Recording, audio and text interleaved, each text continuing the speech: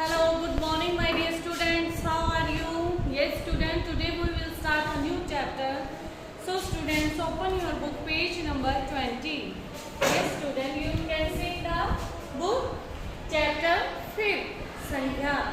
आज हम संज्ञा के बारे में रीड करने जा रहे हैं. So, listen carefully, students. बच्चों, बात ये है कि अगर आप इन चीज़ों को समझेंगे तभी आपको समझ में आएगा. तो आप इसको थोड़ा ध्यान से ही समझिए कि संज्ञा किसे कहते हैं. देखिए, नीचे दिए गए चित्रों को ध्यान से देखिए. आपको क्या है इस बुक में 20 नंबर पेज पे आपको क्या दिखाई दे रहा है? कुछ चित्र दिए गए हैं. जैसे कि क्या है? बंदर केला खा रहा है. और क्या है? नवित गाना गा रहा है. मेरा घर दिल्ली में है. हमें जंतुओं पर दया करनी चाहिए. हाथी चिंगाड़ रहा है. तोता पिंजरे में बंद है. तो क्या समझे बच्चे इनसे आप?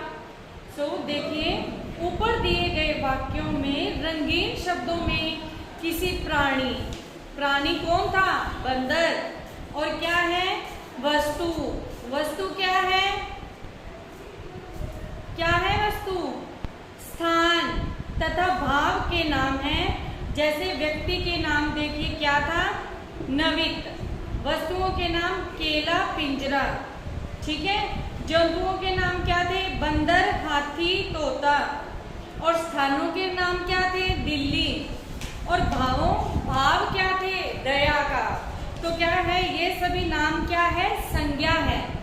अतः देखिए, संज्ञा की परिभाषा देखिए बच्चे. संज्ञा की परिभाषा. तो बच्चे, संज्ञा की परिभाषा तो क्या है? जिन शब्दों से किसी व्यक्ति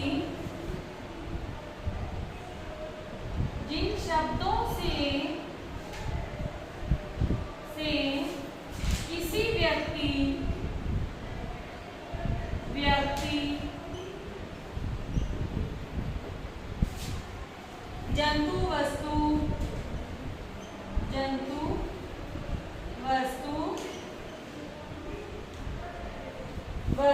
स्थान या भाव का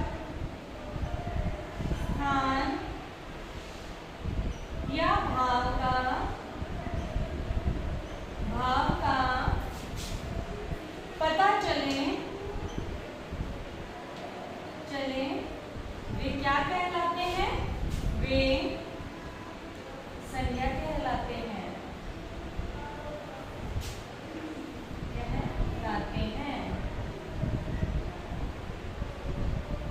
हाँ, तो बच्चों देखिए, डेफिनेशन क्या है? परिभाषा क्या है संज्ञा की? जिन शब्दों से किसी व्यक्ति, जंतु, वस्तु, स्थान या भाव का पता चले उसे क्या कहते हैं? संज्ञा कहते हैं. स्टूडेंट्स, पेज नंबर 21 पे देखिए. संज्ञा के निम्नलिखित भेद क्या है? संज्ञा के कितने भेद होते हैं? संज्ञा के 3 भेद होते हैं. 3 प्रकार की होती है संज्ञा के भेद होते हैं. जैसे फर्स्ट में क्या है? जैसे संज्ञा के भेद देखिए बच्चे.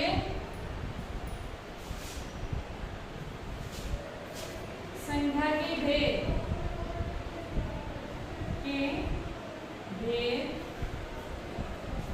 3 प्रकार के होते हैं.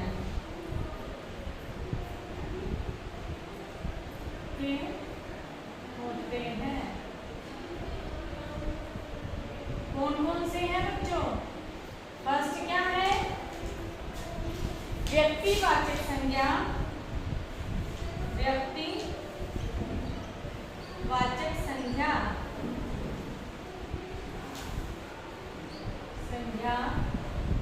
दूसरा जातिवाचक संज्ञा.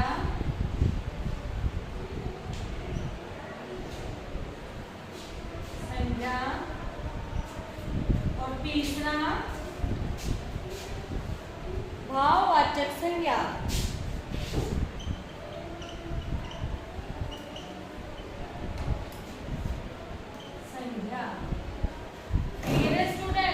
कितने प्रकार के भेद होते हैं? 3 प्रकार के भेद. भाववाचक तो इसमें आ नहीं रहा. भाववाचक दिख ही नहीं रहा। अगर आपको भाववाचक नहीं भी दिखाई दे रहा तो बच्चों देखिए थर्ड में, देखिए बच्चों थर्ड कौन सा है? उधर लिखो, उधर उधर मैंने स्पेस दे दिया बहुत सारा। हाँ इधर और आगे, हाँ यहाँ से लिखो भाववाचक संज्ञा।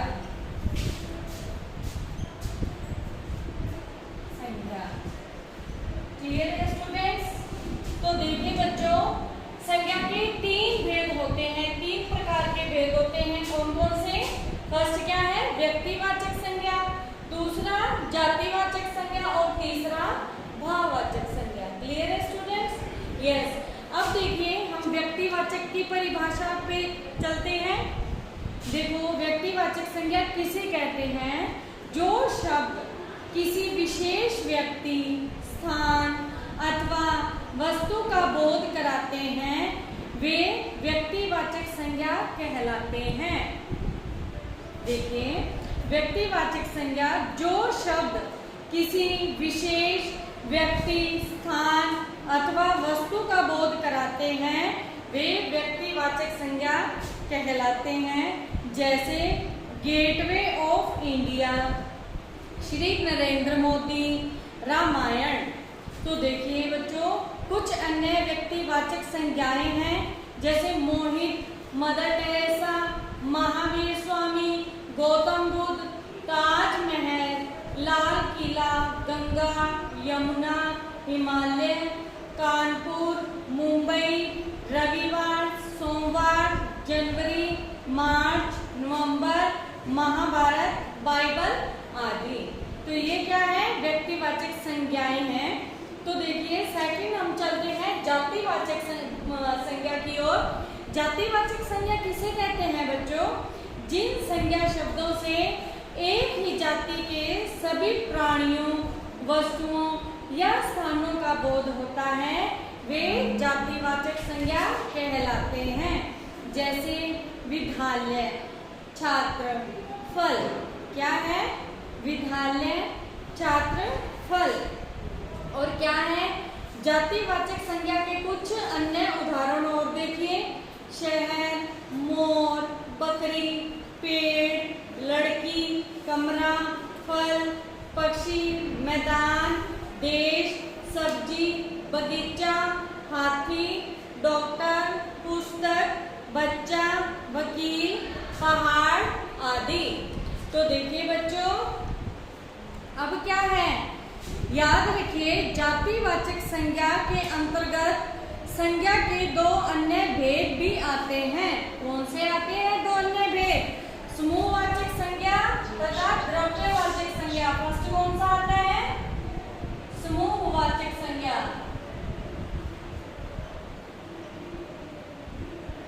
संज्ञा सेकेंड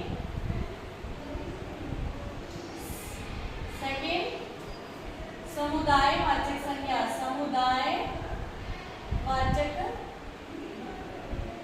संज्ञा। तो देखिए बच्चों दो भेद इसके अलावा और द्रव्य या समुदाय।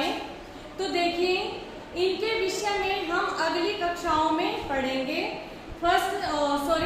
थर्ड पार्ट देखिए भाववाचक संज्ञा जो शब्द किसी व्यक्ति, प्राणी, वस्तु या स्थान के गुण, दोष, अवस्था अथवा भावों का बोध कराते हैं वे भाववाचक संज्ञा कहलाते हैं। जैसे प्रताप वीरता से युद्ध लड़े। महाराणा प्रताप वीरता से युद्ध लड़े। रिदम तथा मोक्ष में गहरी मित्रता है। बचपन में सब मासूम होते हैं। तो क्या है? उपर्युक्त वाक्यों में वीरता, मित्रता अथवा बचपन शब्दों से भावों का बोध होता है। हम इन्हें छू नहीं सकते, केवल महसूस कर सकते हैं। ऐसे शब्दों को क्या कहते हैं? भाववाचक संज्ञा कहते हैं। सो स्टूडेंट्स भाववाचक संज्ञा के कुछ अन्य उदाहरण हैं। देखिए क्रोध, प्रेम, भलाई, मिठास, बुराई, स्नेह, ममता, मेहनत, दयालुता, भय, साहस, आनंद, शरारत, सर्दी, ईमानदारी, कोमलता, सुंदरता। क्लियर है स्टूडेंट्स? हाँ जी। सो स्टूडेंट्स आपका ये चैप्टर क्या है, कंप्लीट हो चुका है। आई होप कि आपको ये अच्छे से समझ आया होगा। अगर नहीं भी आया तो क्या है, वीडियो को एक बार फिर से देखिएगा और बुक को भी एक बार फिर से रीड कीजिएगा। तो देखो बच्चों, अभ्यास कार्य है, संज्ञा किसे कहते हैं, इसकी परिभाषा भी मैंने आपको बताई है। व्यक्तिवाचक, जातिवाचक तथा भाववाचक संज्ञा के दो उदाहरण लिखो। हाँ जी, आगे देखिए, बहुविकल्पीय प्रश्न भी है। सही विकल्प पर सही का निशान लगाइए। संज्ञा के भेद कितने होते हैं, मैंने अभी आपको चैप्टर में पढ़ाया था, बताया था। निम्नलिखित में से व्यक्तिवाचक संज्ञा का उदाहरण है, क्या है, हिमालय, पर्वत, नदी। अब भाववाचक संज्ञा से बोध है गुण, दोष का, अवस्था तथा भाव का, दोनों का। और देखिए पाठ ख में देखिए, पाठ उचित शब्दों से रिक्त स्थानों की पूर्ति कीजिए। रसगुल्ले में बहुत डैश होती है। हाथी, बकरी, फल तथा सब्जी डैश संज्ञा के उदाहरण हैं। इंडिया गेट डैश में स्थित है। डैश संज्ञा के केवल भावों का पता चलता है। हिमालय, गंगा, यमुना आदि डैश संज्ञा के उदाहरण हैं। अब क्या है, नीचे दिए गए वाक्यों में से व्यक्तिवाचक, जातिवाचक और भाववाचक संज्ञाएं छांटकर अलग अलग टोकरियों में डालिए। तो ठीक है बच्चों, आपको ये एक्टिविटी खुद से सॉल्व करनी है। Okay students, have a good day, have a nice day, thank you.